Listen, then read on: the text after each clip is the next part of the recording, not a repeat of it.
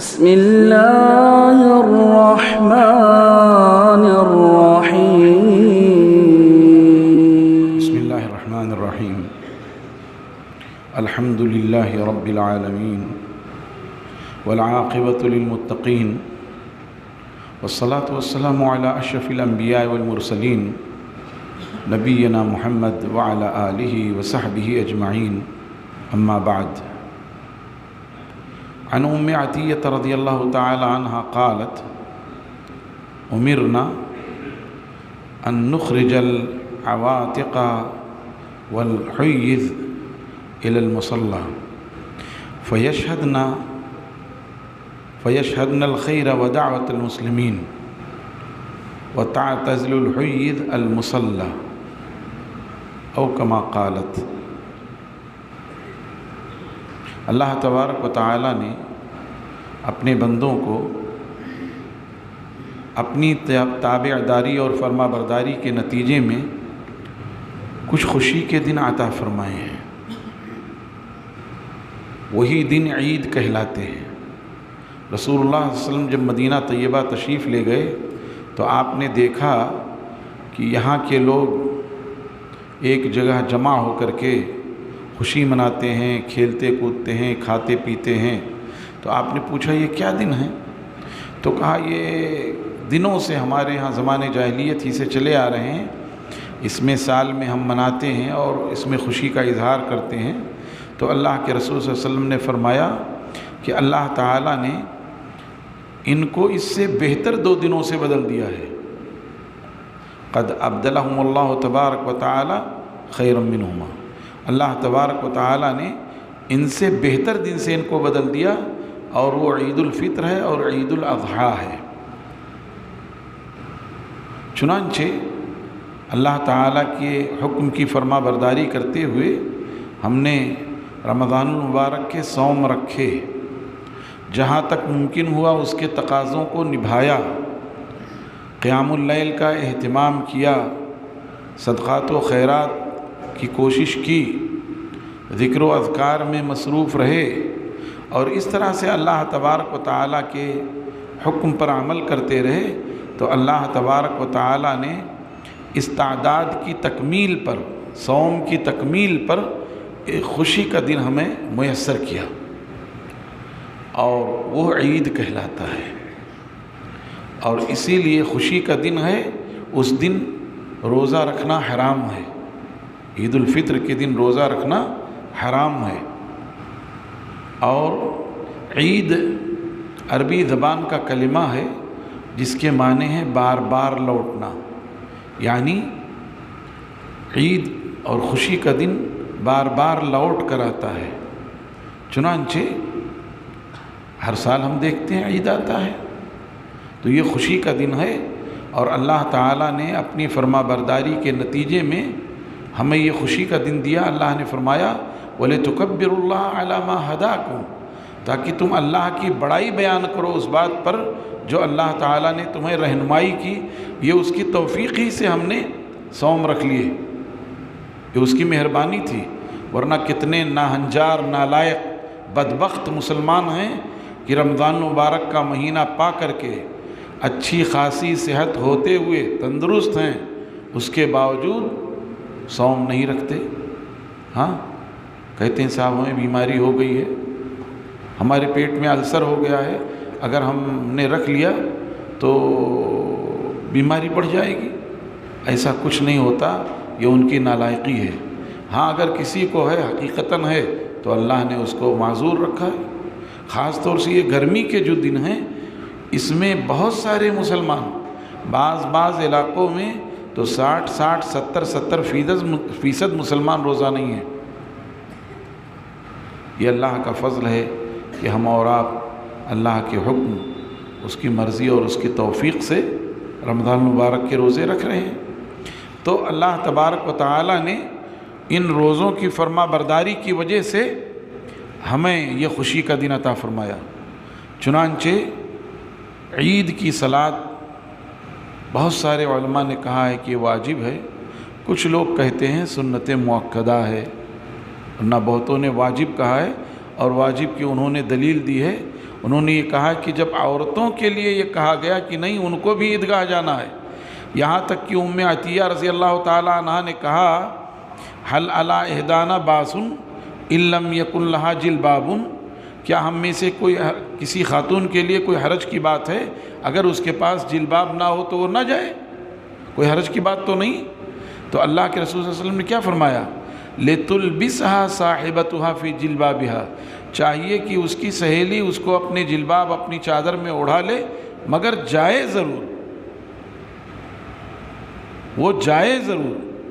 یہ اللہ کے رسول صلی اللہ علیہ وسلم کا حکم ہے، لیکن چونکہ یہ جو خود ساختہ علماء ہیں ہمارے، نعوذ باللہ، ان کے خیال میں اللہ مجھے معاف کر دے کہ شاید ان کے خیال میں رسول اللہ صلی اللہ علیہ وسلم کو ان فتنوں کے تعلق سے نہیں معلوم تھا جو ان کو معلوم ہے، یا ان کے پاس جتنی عقل ہے رسول اللہ صلی اللہ علیہ وسلم کے پاس اتنی نہیں تھی۔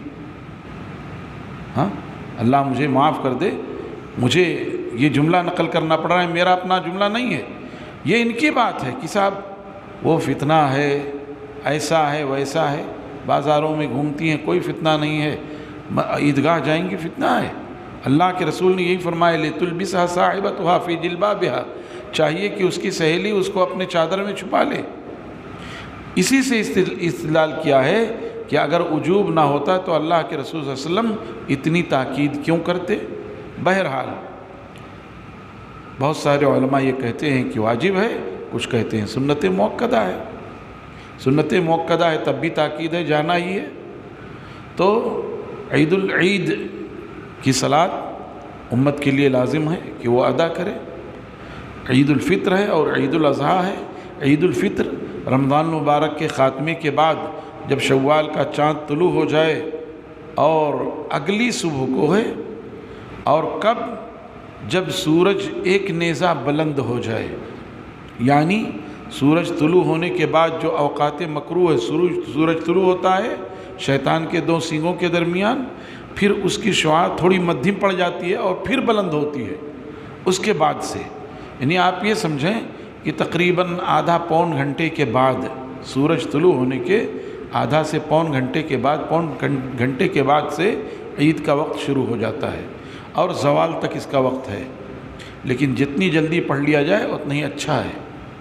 تو اگلی صبح جب کہ آپ صدقۃ الفطر سے فارغ ہو چکے ہیں، شوال کا چاند دیکھتے ہی نکال دیا آپ نے اور عیدگاہ جانے سے پہلے دے دیا آپ نے، تو اب اللہ تعالیٰ کی جناب میں بطور شکرانہ 2 رکعت نماز ادا کرنی ہے۔ عید کی 2 رکعت نمازیں ہیں، اور 2 رکعتوں کی ادائیگی کے بعد اس کا طریقہ بھی عام صلوات سے مختلف ہے کہ نہ تو اس میں کوئی اذان ہے نہ کوئی اقامت ہے، اس لیے کہ بہرحال یہ فرض نہیں ہے، اور 2 رکعت پڑھی جائے گی تو تکبیر تحریمہ کے بعد ثنا پڑھی جائے گی، اس کے بعد پہلی رکعت میں 7 تکبیریں کہی جائیں گی، پھر سورہ فاتحہ کی قرأت ہوگی، اس کے بعد سبح اسم ربک الاعلیٰ یا سورہ قاف پڑھی جائے، اور اس کے بعد رکوع اور سجدہ۔ دوسری رکعت کے لیے کھڑے ہوئے تو قرأت سے پہلے 5 تکبیریں کہی جائیں، اور پھر اس کے بعد سورہ فاتحہ کی قرأت ہوگی، اور اس میں سورہ غاشیہ یا اسی طرح سے اقتربت الساعۃ وانشق القمر، یہ بھی روایتوں سے ثابت ہے، دونوں میں سے کوئی پڑھ لیں، اور اس کے بعد رکوع، پھر سجدہ، پھر تشہد اور پھر سلام۔ البتہ یہ جو تکبیر زوائد ہیں اس میں ہاتھ نہیں اٹھانا چاہیے، بعض روایات سے ہاتھ اٹھانے کا پتہ چلتا ہے لیکن ان کی سند پر کلام ہے، بہتر یہ ہے کہ ہاتھ نہ اٹھایا جائے۔ اور اس طرح سے آپ نے 2 رکعتیں مکمل کر لیں۔ اب امام کی ذمہ داری ہے کہ وہ خطبہ دے۔ امام اگر مائک ہے، لاؤڈ اسپیکر ہے تو اب تو عام مزاج ہے، تو اس سے خطبہ دے، مردوں کو بھی اس کی آواز پہنچے گی، عورتوں کو بھی اس کی آواز پہنچے گی۔ اگر کبھی مائک کا نظم نہ ہوتا تو جیسے امام مردوں کو خطبہ سنائے ایسی ہی عورتوں کی طرف جا کر کے اور خطبہ سنائے، یا ایسی جگہ جا کر کے کھڑے ہو کہ ایک طرف اگر عورتیں بیچ میں پردہ ہے دوسری طرف مرد ہیں تو خطبہ دے تاکہ دونوں سنیں اور انہیں زہد و تقوی کی تلقین کرے، اللہ کے شکر پر ابھارے، اللہ کی نعمتوں کا شکر ادا کرنے اور ان کی قدر کرنے کی تلقین کرے، عورتوں کو صدقہ و خیرات کے لیے کہے، اور اس طرح سے گویا عید الفطر کی صلاۃ مکمل ہو گئی۔ اس میں یہ بھی ہے کہ رسول اللہ صلی اللہ علیہ وسلم عید الفطر میں کھا کر کے جاتے تھے، کھجوریں کھاتے اور تاک کھجور، 1 کھجور، 3 کھجور، 5 کھجور آپ کھاتے اور پانی پیتے پھر جاتے۔ تو یہی مسنون ہے کہ کھا کر کے جائے۔ البتہ عید الاضحیٰ میں رسول اللہ صلی اللہ علیہ وسلم کا معمول یہ تھا کہ اپنے قربانی کے گوشت سے اس دن کے کھانے کی ابتدا کرتے تھے۔ ہمارے بہت سارے لوگ یہ سمجھتے ہیں کہ وہ روزہ ہو گیا، وہ روزہ نہیں ہے۔ کئی لوگ یہ سمجھتے ہیں کہ وہ روزہ ہے، نہیں، روزہ صرف 9 ذی الحجہ کا یا عرفہ کا روزہ ہے، یوم عرفہ کا روزہ یا 9 ذی الحجہ کا روزہ ہے۔ اور اچھا تو یہ کہ آدمی 1 ذی الحجہ سے لے کر 9 ذی الحجہ تک روزہ رکھے، بہت اچھی چیز ہے یہ۔ اور 10ویں ذی الحجہ کو تو روزہ رکھنا حرام ہے بھائی، جب حرام ہے تو روزہ کیسے ہو سکتا ہے؟ جیسے عید الفطر کو حرام ہے، ایسے یوم الاضحیٰ کو بھی حرام ہے۔ اس لیے لوگوں کے ذہن میں یہ بات ہے کہ اس دن روزہ ہے، روزہ نہیں ہے وہ، بس وہ آپ کا معمول تھا کہ قربانی کے جانور سے آپ شروعات کرتے تھے۔ اگر کسی کے پاس خدا نخواستہ قربانی نہیں ہے تو پہلے بھی کھا کے جا سکتا ہے، یا قربانی نہیں لیکن سوچتا ہے اس کے پڑوسیوں کے پاس ہے، ملے گا اس سے کھائے، اچھی چیز ہے۔ ایسے ہی قربانی عیدگاہ کے لیے تکبیر پکارتا ہوا جائے، جب سے اس نے چاند دیکھ لیا ہے اس وقت سے یا دوسرے دن کے فجر سے، لیکن افضل یہی ہے کہ جب سے اس نے چاند دیکھا ہے اس وقت سے اللہ اکبر لا الہ الا اللہ واللہ اکبر وللہ الحمد پکارتا ہوا جائے۔ عیدگاہ جائے، پیدل بھی جا سکتا ہے، سواری سے بھی جا سکتا ہے۔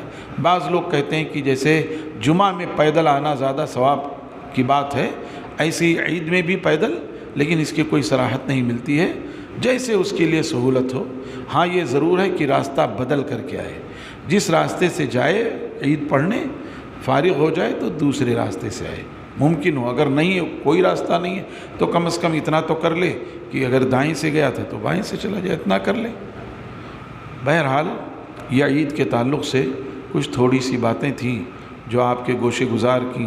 کچھ ہی دنوں کے بعد عید کی مبارک ساعتیں آنے والی ہیں، آپ کو پیشگی مبارکباد۔ اللہ تعالی ہمارے رمضان مبارک کے صیام، قیام، عبادات کو قبول فرمائے اور ہمیں سچی خوشی نصیب فرمائے اور اخلاص کے ساتھ اس کی قدر کرنے کی اور رب کا شکر ادا کرنے کی توفیق عطا فرمائے۔ اللہم صلی علی محمد وعلی آل محمد کما صلیت علی ابراہیم وعلی آل ابراہیم انک حمید مجید۔ اللہم بارک علی محمد وعلی آل محمد کما بارکت علی ابراہیم وعلی آل ابراہیم انک حمید مجید۔ وصلی اللہ وسلم وبارک علی نبینا محمد وعلی آلہ وصحبہ اجمعین۔